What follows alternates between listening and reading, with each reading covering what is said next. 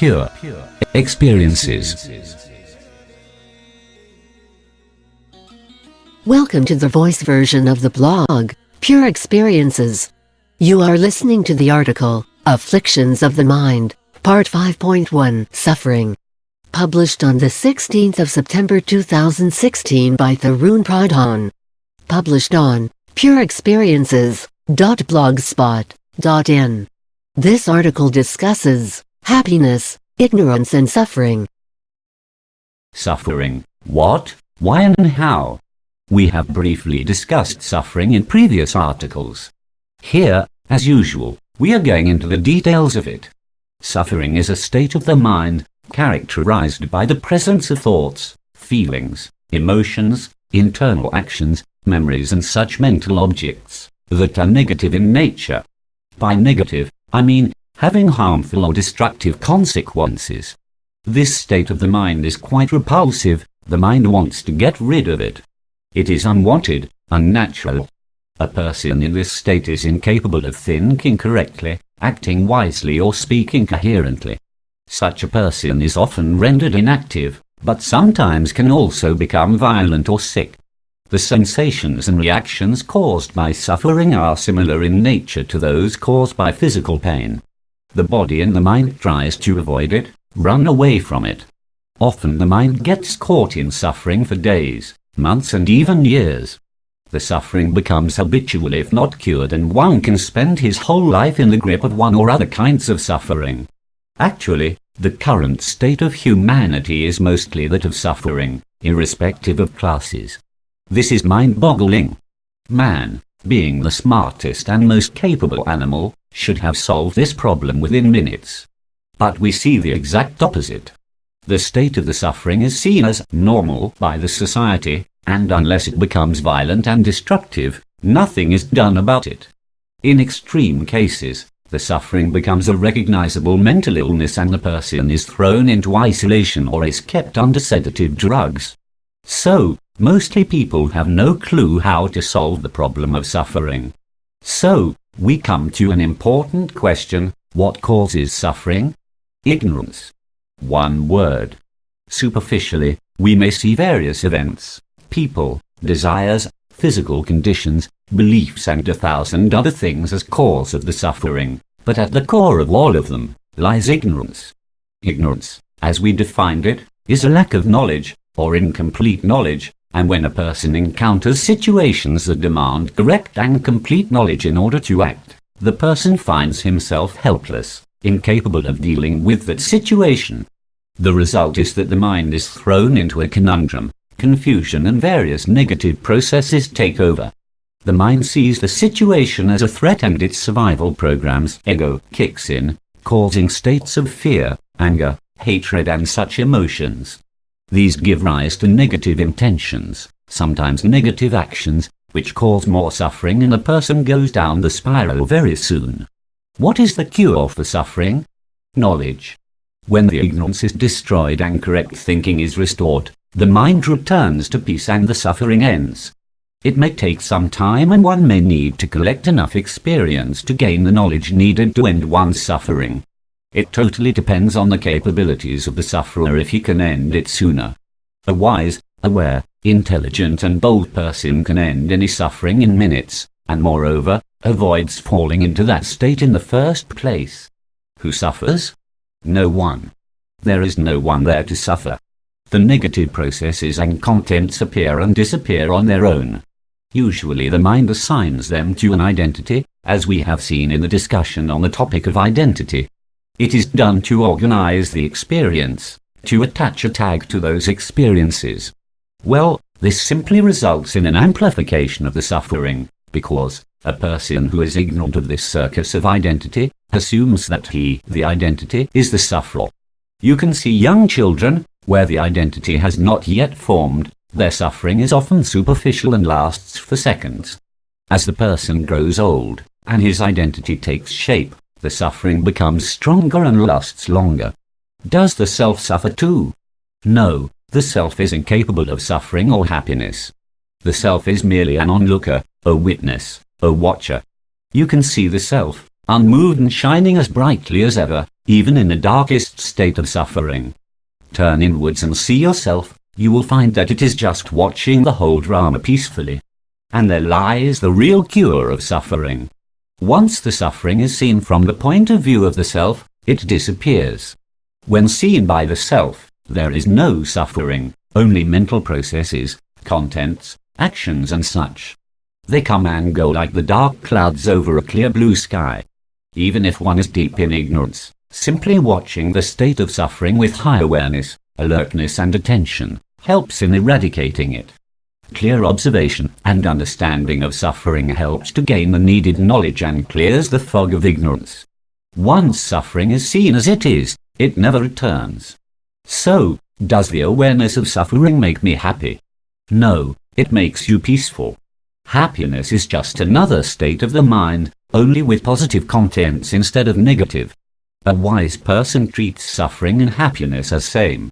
Both occurrences in the mind, nothing more. You may find a release and feeling of bliss when the suffering ends, and this is because the natural state of the mind is blissful and peaceful. The contrast may be perceived as happiness. One's goal should be freedom from suffering, not the bondage of happiness.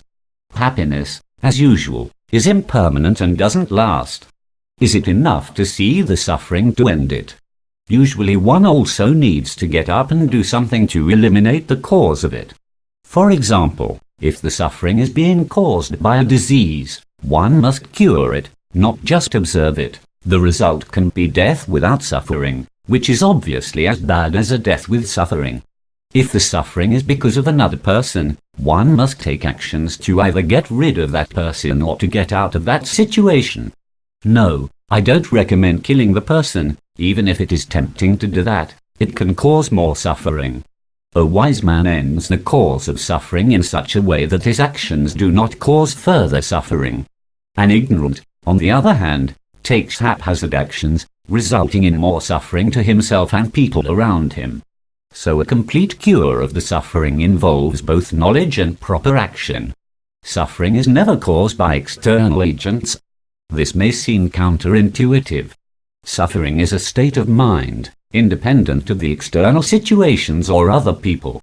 If we let those situations affect us, we invite suffering. The content of our mind is our own making. An untrained mind has no idea how to separate the contents of his mind from surroundings and is on the mercy of external situations and people, totally controlled by them. Imagine if your mind came with a remote control, with buttons that can cause any kind of thought, good or bad, any emotion good or bad. An ignorant person is the one who throws away that remote on the street for anyone to operate or be operated by anything that hits it. A person who depends on other people for his happiness hands over the remote to those people. Obviously, the result is always bad. Sooner or later, someone will press the wrong buttons and will make you suffer. A wise person keeps the remote in his pocket. He lets his own volition decide which buttons to press, and obviously, no wise person will press buttons that invoke negativity of any kind.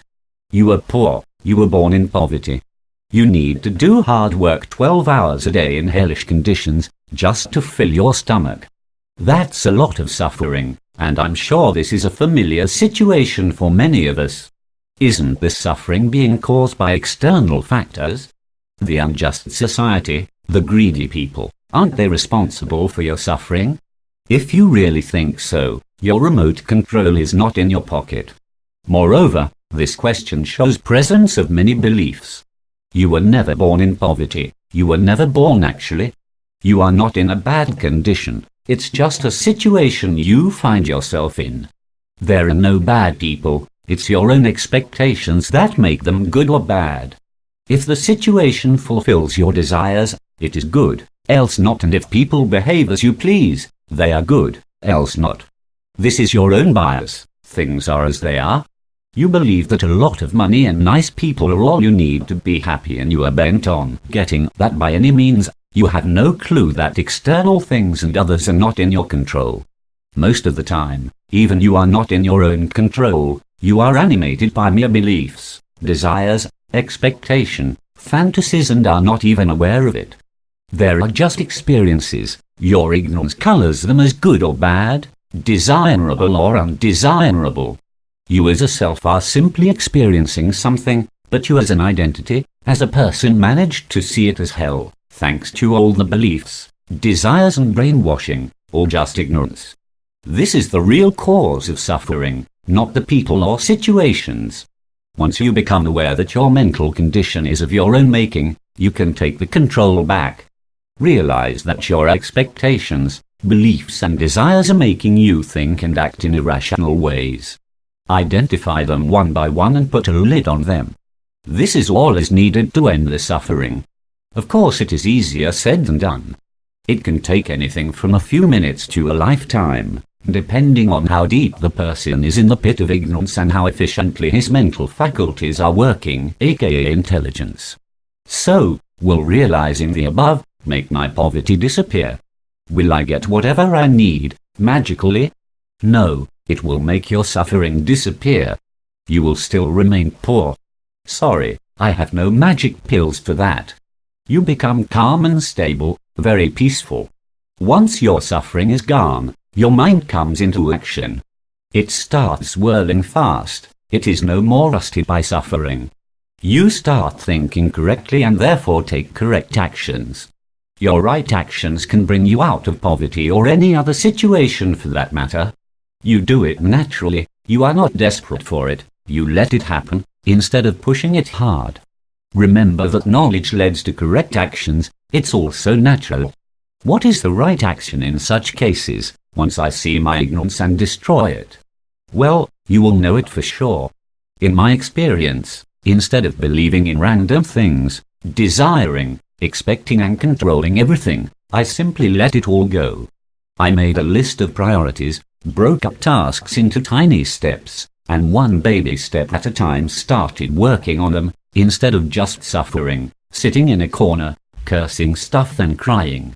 It worked.